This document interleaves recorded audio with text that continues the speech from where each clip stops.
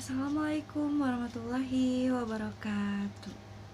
Halo teman-teman, kembali lagi dengan saya Dunia Fitriani di channel saya.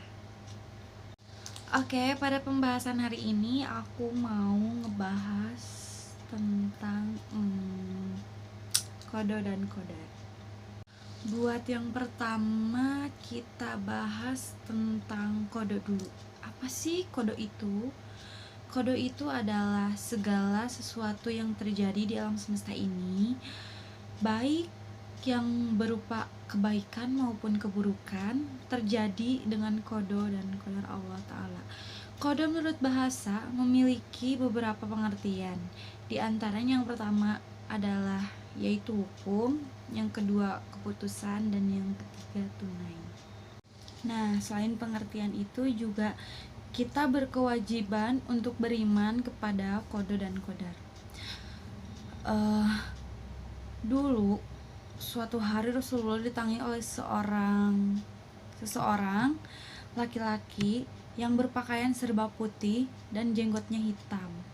Laki itu bertanya tentang Islam, iman, dan ihsan. Tentang iman, Rasulullah SAW menjawab, berikut hadisnya: Al-imanu antumina billahi wa malaikatihi wa kutubihi wa rusulihi wa wal yaumil akhiri wa bil qadari khairihi wa syarrihi.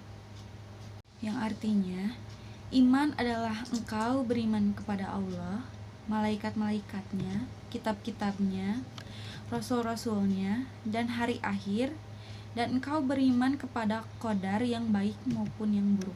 Hadis riwayat Muslim. Dan selain hadis di atas juga kodo itu dibagi menjadi dua. Yang pertama ada kodo mubrom. Apa sih kodo mubrom? Kodo mubrom adalah ketentuan yang azali, yang tidak dapat berubah, jadi mutlak ya, nggak bisa dirubah, dan itu udah ketentuan dari Allah. Dan tidak ada satupun yang bisa menolaknya, baik doa, sedekah, ataupun silaturahmi. Kodo mubrom ini adalah ketentuan yang ada pada Allah, sebagaimana zat Allah Ta'ala yang tidak berubah, sifat-sifatnya juga tidak berubah. Oleh karena itu, apabila Allah Ta'ala telah menentukan sesuatu terjadi, maka pasti terjadi sesuai kehendak Allah Ta'ala. Apabila Allah Ta'ala menentukan suatu tidak terjadi, maka pasti tidak akan terjadi. Kun fayakun gitu ya kan. Contoh kodo mubrom itu ada kayak apa ya, celaka, terus meninggal dunia. Itu termasuk kodo yang tidak dapat diubah, itu udah ketentuan sama Allah ya. Dan yang kedua itu ada kodo mu'alak. Kodo mu'alak itu apa sih? Kan tadi kodo mubrom, yang sekarang kodo mu'alak. Kodo mu'alak itu adalah ketentuan yang terdapat dalam suhuf. Ada yang tahu suhuf? Suhuf itu adalah catatan para malaikat. Mereka dikutip dari Latul Mahfud, digantungkan pada doa, nazar, sedekah, atau yang lainnya. Misalnya dalam suhuf tersebut tertulis apabila si fulan, misalnya fulan berdoa, maka keinginannya akan terwujud, dan apabila tidak berdoa, maka keinginannya tidak akan terwujud. Nah, yang barusan itu pembagian kodo, dan kodo itu berarti ada dua ya. Yang pertama kodo mubrom yang mutlak tidak bisa diubah, sementara mu'alak itu bisa diubah dengan doa, sedekah, atau nazar kita. Dan sekarang itu akan kita bahas apa sih hubungan antara kodo dan kodar. Kodo dan kodar selalu berhubungan erat. Kodo adalah kehendak Allah Ta'ala pada azal terhadap makhluknya, sedangkan kodar adalah penciptaan Allah Ta'ala dengan sifat kudratnya terhadap makhluk sesuai dengan kodonya. Hubungan antara kodo dan kodar bagaikan hubungan antara punggung dan